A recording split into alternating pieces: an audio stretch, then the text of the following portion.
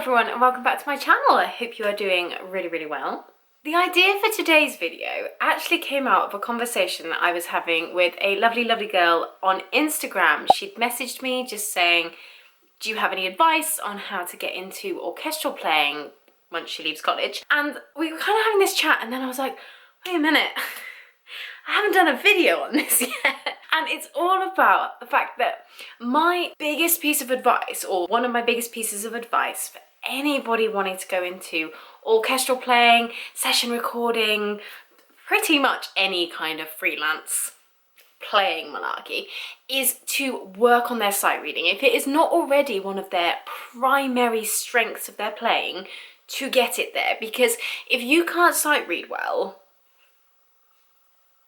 you're not gonna get booked for things, basically, because so often you will turn up at a gig not knowing exactly what you're going to be playing. You'll have, you know, a 3-hour rehearsal.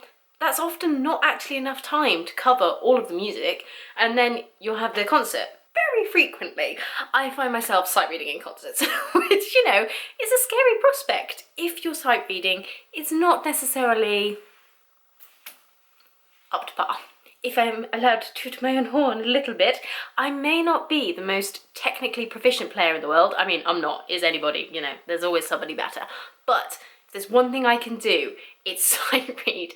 And that is absolutely due to the fact that I had amazing training when I was very young in all of the skills that come into being a good sight reader. So I hope to impart a little bit of that wisdom today. If you are new to my channel, then my name is Heather and I'm a professional freelance viola player, and I just make videos just all about a freelance life, a musician life and all that kind of stuff. Obviously at the moment there isn't a lot of freelancing going on, so at the moment I'm kind of focusing more on sort of teaching aspect of things in my channel. But if all of that sounds like something you would enjoy, then please do subscribe to my channel, give this video a like, come and join the fun. So my first tip, and it will always be my first, it's my biggest one, is to work on your rhythm. You need to be able to read any rhythm pretty much at sight straight off the bat. I had the arguable pleasure of being introduced to a book called Rhythm Bank when I was, from before I could read music, to be honest. And that was written by the amazing couple that ran the music service, sort of Saturday school, I don't really know what you'd call it, that I went to as a child. And it is just a big book full of rhythms. It's basically it, and you can do it as a group, you can do it in rounds, and it just exposes you to basically every rhythm under the sun. So I will have that linked in the description bar below, because that is the resource that I use with all of my pupils, and to be honest, it is one of the main things that I attribute to, any sight reading skills I may currently possess. Another really easy way to work on your rhythm is to just clap things.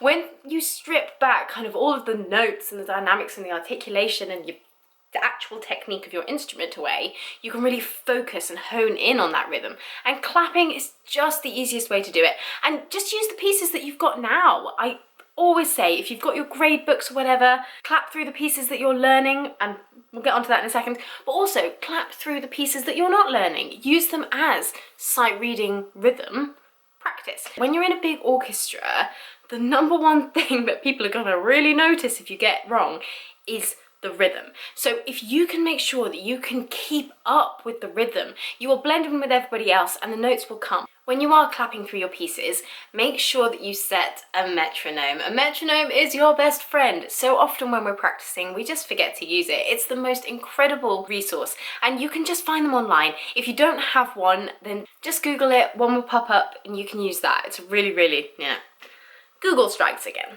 When you first put that metronome on, be prepared for a little slice of humble pie to come your way, because metronomes have a little bit of a way of just showing up all of our flaws, which is why so many of us don't like to practice with them, because, you know, it's not always a fun experience, but it will help you massively. It will be tough at first, okay? I can't deny that. But the more you work with a metronome, the better that inner pulse is going to get, and the more solid and crisp your rhythm reading is going to be. The next thing is to practice scales. I did a whole video on this last week, so I will link that up here. but it really makes such a difference. Like I said in that video, your whole pieces, all pieces are made up of scales, arpeggios, chords, all of that kind of stuff. So if you can notice and recognize those patterns of notes at sight, it's gonna help you enormously. Another thing that can really help is to learn intervals at sight. And now there are loads of websites with really helpful resources to this, so I'll link some in the description bar below. You can also practice this by just getting out your pieces and actually working out all the intervals. You'll be amazed at how quickly you start to spot them. Just the really, you know, the really common ones, thirds, fifths, octaves. If you can have them all mapped out in your head, you'll find that you just scan through music so much faster because your brain isn't trying to figure out the notes as you go. Another reason that being able to recognize intervals really helps is because it means you'll be able to pitch the notes. This is especially important for singers and wind players and brass players, but I think string players neglect this skill. If you can hear the note you're heading for in your head, especially with shifting, then it makes a massive difference. And to be perfectly honest, it's kind of one of those things that we don't really know why it helps so much, but all we know is that it really does. And if you are a pianist, do not think that this does not apply to you, because being able to recognize the intervals in chords is something that you absolutely need to be able to do. And it is just a matter of practice. I think for so many things in music, we can think, you know, like, oh, you know, you're naturally good at that, or you're naturally musical, so it comes easily to you. No, there are of course people out there who are particularly gifted, but everyone has to put in this legwork at some point. And if you don't, you might find that the people who are putting in the legwork are starting to overtake. I mentioned it a little bit before, but use old exam books to practice your sight reading. There will be so many pieces that are on your shelf that you've never played. So just pick them up, set yourself a couple of lines, play them through.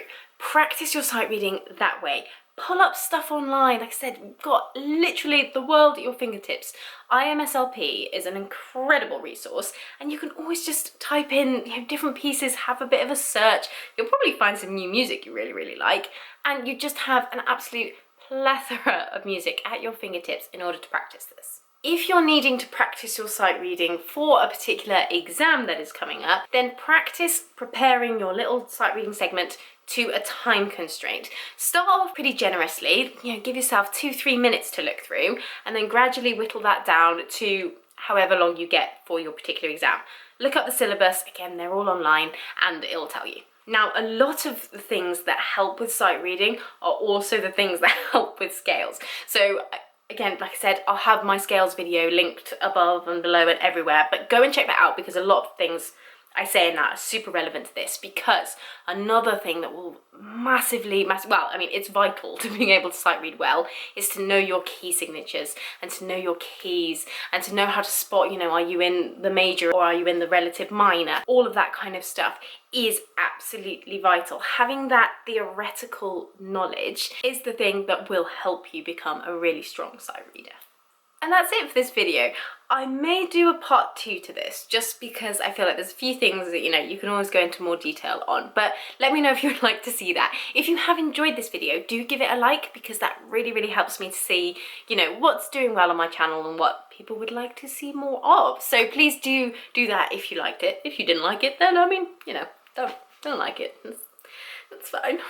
But if you have enjoyed this video, then please do subscribe to my channel, come back for more. I have now changed my upload day to Fridays. It works a little bit better for my schedule. So yeah, I hope that is okay, but I will see you guys in the next one. Have a great week, and yeah, I will see you very soon. Bye bye.